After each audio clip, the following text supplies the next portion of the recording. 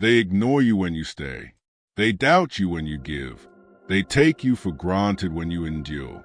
But the moment you walk away, suddenly they listen. Suddenly they value you. Suddenly you matter. This video solves one brutal question. Why does your absence command more respect than your presence? And how can you use this truth without begging for validation? Human beings like to believe that respect is a moral response, that it is earned through patience, generosity, and loyalty. This belief is comforting, but it is largely false. Respect is not a reward for goodness. It is a reaction to consequence. The human mind, shaped by survival and scarcity, does not attach value to what is virtuous, but to what can be lost. Kindness may soften others, but it rarely elevates you in their internal hierarchy. Loss, however, commands immediate attention. When you remain present no matter how you are treated, your presence stops being evaluated. It becomes assumed. And what is assumed is no longer guarded. The psychology behind this is subtle but ruthless. The mind adapts quickly to stable conditions. A person who is always there, always forgiving, always available, fades into the background of expectation. They become part of the environment, not a conscious choice. Just as people stop noticing the air they breathe, they stop valuing the person who never threatens absence. This is why endless understanding often produces the opposite of respect. When you tolerate disrespect without consequence, you unintentionally teach others how far they can go. Each unchallenged behavior stretches the boundary further. Over time, the other person does not think they are kind. They think they will endure. Endurance is not admired in social power dynamics. It is exploited.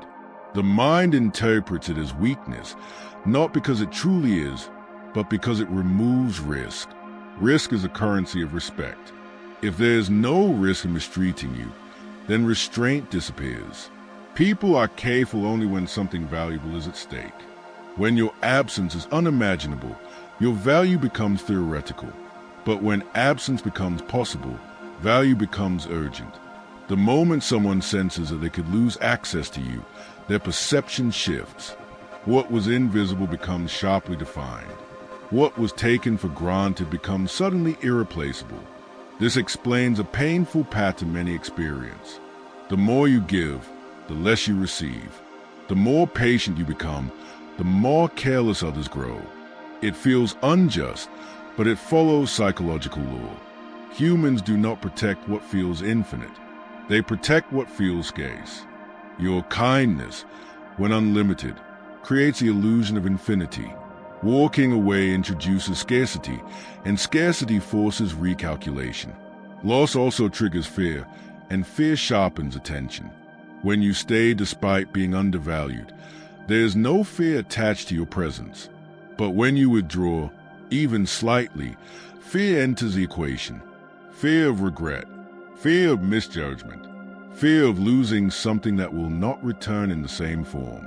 That fear does not arise because you demanded respect, but because you removed certainty. Certainty dulls appreciation. Uncertainty revives it. There is also an unspoken power shift at play. When someone realizes you are willing to walk away, they understand that you are not dependent on their approval. This realization destabilizes a hierarchy they assumed. Dependency is often disguised as loyalty, but psychologically, it places you beneath those whose validation you seek. By contrast, the one who can leave occupies a higher ground. They are not trapped by outcome. They are not bargaining for acceptance. Their self-worth exists outside the relationship. This is why people often show more respect after you detach than when you tried to prove your value. Proof invites judgment. Detachment removes the courtroom entirely. When you stop trying to be understood and become willing to be lost, you no longer argue for your worth. You demonstrate it through absence. And absence is the loudest statement in human psychology. Respect, then, is not a moral gift others give you. It is a reaction to boundaries enforced through consequence. Kindness without capacity for withdrawal teaches others that you can be treated casually. Kindness combined with a willingness to leave teaches others that your presence is optional, but not free. And once people understand that access to you can be revoked, their behavior changes, their tone shifts, and their perception of your value deepens. Failure can still carry dignity. It can signal effort, risk, and limitation. Availability, when excessive, signals something far more damaging: disposability. The human mind does not equate constant access with importance. Instead, it quietly associates it with low cost. What costs little is treated lightly, regardless of its quality. This is why people who are always present, always reachable, and always accommodating are rarely treated with seriousness, even when they are competent, intelligent, or emotionally valuable. Availability removes friction, and friction is essential for valuation. When something requires no effort to obtain, the mind does not register it as precious. This applies not only to material objects but to people. When you answer immediately, show up instantly, forgive endlessly, and adapt without resistance, you eliminate the psychological effort required to earn your presence. Without effort, there is no investment. Without investment, there is no respect. People often confuse consistency with availability, but they are not the same. Consistency communicates reliability. Availability communicates surrender, boundaries. The former builds trust, the latter erodes stature. When you are perpetually available, you train others to expect your time and energy on demand. Over time, this expectation hardens into entitlement. Entitlement is the enemy of appreciation. Once someone feels entitled to you, your presence no longer feels like a gift, it feels like a service. This is why even remarkable individuals can become invisible in environments where they overextend themselves. Their skills are used, their support is consumed, their emotional labor is absorbed, but their value is not acknowledged.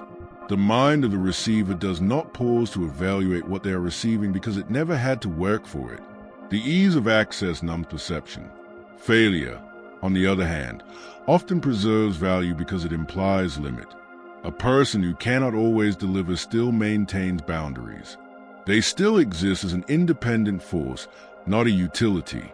Ironically, people who say no, who are sometimes unavailable, or who step back are often respected more than those who never do.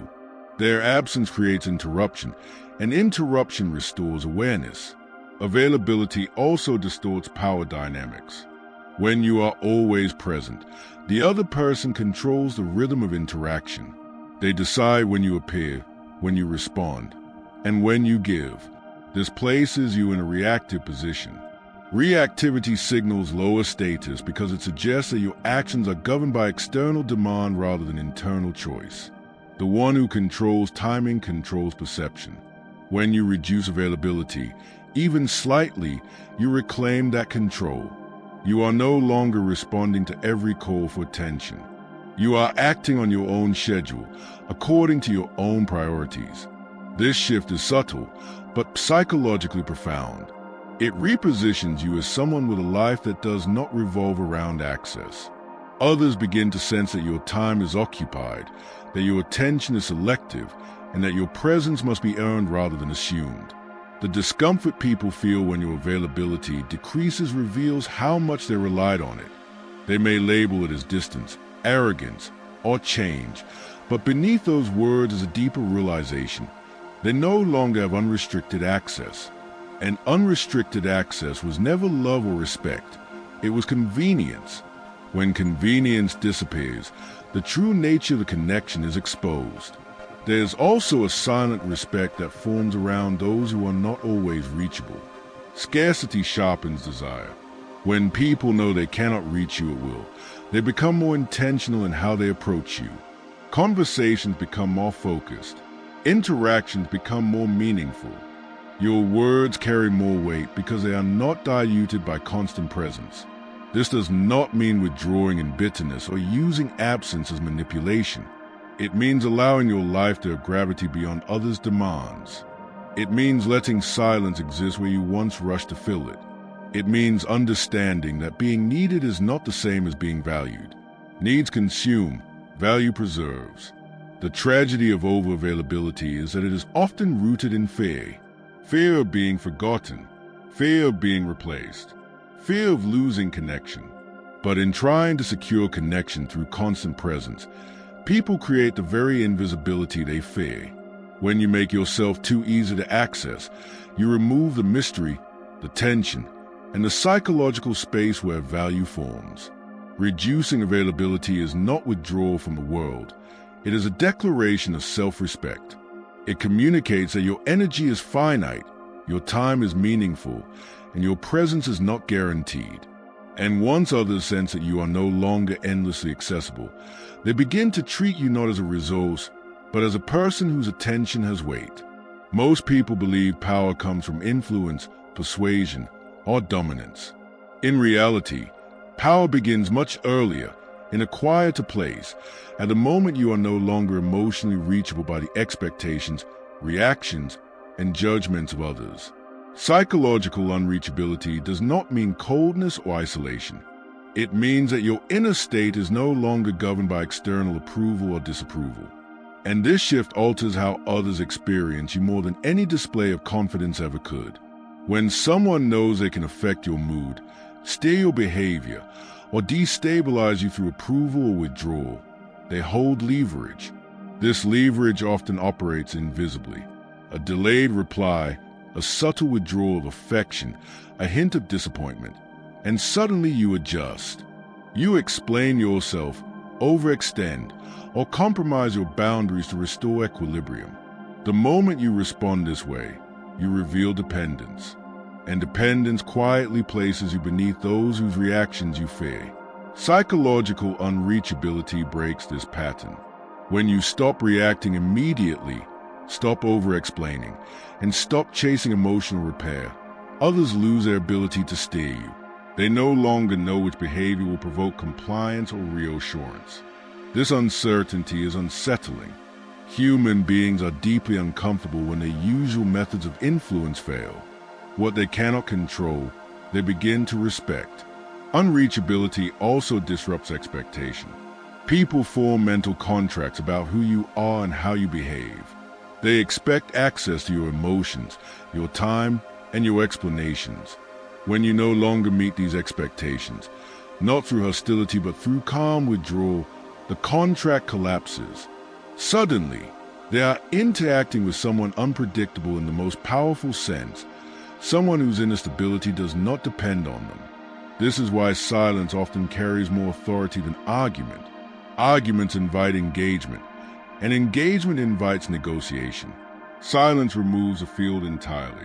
When you do not defend yourself against misinterpretation, when you allow others to sit with their assumptions without correcting them, you demonstrate a rare form of self-possession. You show that your identity is not fragile. Fragile identities demand constant clarification. Strong ones remain intact without explanation. Psychological unreachability also shifts the emotional burden. When you were reachable, you carried the weight of maintaining harmony. You smoothed tensions, reassured insecurity, and absorbed emotional volatility. Once you withdraw from this role, that weight returns to where it belongs. Others must now sit with their discomfort, their doubts, and their unresolved feelings. Many mistake this as cruelty, but in truth it is the restoration of balance. There is a quiet authority in not needing resolution. When you are willing to let conversations end unresolved, relationships exist without constant reassurance, and opinions remain uncorrected. You signal independence. Independence unsettles those who rely on emotional feedback loops. They begin to sense that they cannot pull you closer by withholding, nor push you away by provoking. You exist beyond their reach, and this autonomy commands attention. Power also emerges because psychological unreachability removes desperation. Desperation is always visible, no matter how well it is hidden. It appears in tone, timing, and intensity. When you are unreachable, your actions slow down. You respond rather than react. This calm pacing communicates abundance. It suggests that you are not fighting for position, affection, or validation. And abundance, even when unspoken, alters hierarchy. People start to approach you differently. They become more careful with their words. They test boundaries instead of assuming access. They hesitate before taking you for granted. This is not because you demanded better treatment, but because your detachment introduced consequence. You are no longer someone they can provoke without cost. Psychological unreachability is not emotional numbness. You still feel, but you no longer advertise your feelings as leverage points. You still care, but you do not beg to be cared for in return. This distinction is crucial. Those who confuse unreachability with coldness misunderstand its power. Coldness repels. Unreachability attracts respect because it suggests self-containment. The moment you become psychologically unreachable, you stop living in reaction to others' moods and expectations. You reclaim your internal center. And from that center, every interaction shifts. You are no longer negotiating your worth in real time. You are no longer available for manipulation, disguise a concern or criticism. Others sense this immediately, even if they cannot articulate it. And sensing it, they adjust because power does not need to announce itself to be felt. Most people do not recognize what they depend on until it is gone. Dependency hides itself behind familiarity, routine, and assumption. As long as you remain, your presence blends into the structure of their lives. It supports them quietly, invisibly, without demanding acknowledgement. Walking away dismantles this illusion. It removes the support that was never consciously appreciated and exposes a reliance that was denied. When you are consistently present, others rarely reflect on your role. They build their emotional, social, or practical stability around you without examining it. Your patience becomes a buffer. Your understanding becomes a safety net. Your availability becomes an unspoken guarantee. Over time, this guarantee is no longer recognized as something provided by you. It is experienced as something owed to them. Dependency thrives where gratitude fades. The act of walking away interrupts this comfort. It creates a sudden absence where there was once certainty. In that absence, reflection begins. People are forced to ask questions they never considered while you were present. Who filled this space before? Who will fill it now? Whether it can be filled at all. These questions do not arise from love or remorse at first, but from disorientation. Disorientation is the beginning of awareness. This awareness often manifests as resistance. Some respond with anger, dismissal, or minimization. They claim you were never that important, that your departure changes nothing. This reaction is not strength, it is defense. The mind protects itself from the discomfort of dependency by denying it. But denial is effort, and effort reveals significance. Indifference requires no explanation. The more someone explains why your absence does not matter, the more clearly it does. Others respond with sudden appreciation. They reach out, acknowledge what they once ignored, and attempt to restore the connection. This, too, is a confrontation with dependency. Your absence has forced them to feel the weight of what they relied on without admitting it. The respect that emerges here is not always pure, but it is real. It is born from the realization that they misjudge your replaceability. Walking away also shifts the internal narrative. While you were present, others could frame the relationship as stable, controlled, and predictable. Your departure breaks this narrative. It introduces uncertainty, and uncertainty forces people to reevaluate their assumptions, not only about you, but about themselves. They must confront why they assumed you would stay, whether they offered enough in return, whether their behavior was sustainable or simply tolerated. This confrontation is uncomfortable because it exposes imbalance. Dependency often exists without reciprocity. One gives structure, the other consumes it. When the giver leaves, the imbalance becomes visible. The consumer must now carry what they once leaned on. This sudden weight reveals how much they relied on you to stabilize their world. Walking away also removes the illusion of control.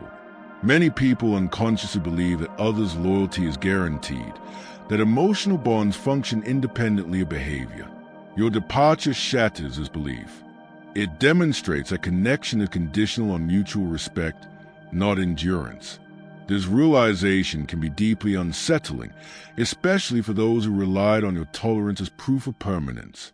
There is also a deeper psychological mirror at work. When you walk away calmly, without accusation or drama, you force others to supply their own meaning to your absence. They can no longer dismiss you as reactive or irrational. They are left alone with their interpretation. In this solitude, dependency becomes harder to deny. They replay interactions, reevaluate moments, and notice patterns they previously ignored. Your silence amplifies their introspection. Importantly, walking away is not an attempt to be missed. It is an act of self-alignment. The effect it has on others is secondary, even if it is profound. When you remove yourself from a dynamic that undervalues you, you restore internal coherence, and that coherence radiates outward. Others sense that you did not leave to provoke a reaction, but because staying no longer made sense. This distinction gives your absence weight. Some will never acknowledge their dependency. They will rewrite history to protect their self-image. But even this rewriting is a response to your absence. It means you disrupted something stable. It means your presence mattered enough to require reinterpretation. True irrelevance leaves no trace. Walking away forces others to confront what they depended on because it removes the quiet labor you performed without recognition. It exposes the emotional, psychological, or practical infrastructure you provided. And once exposed, it cannot be unseen, even if it is never admitted out loud.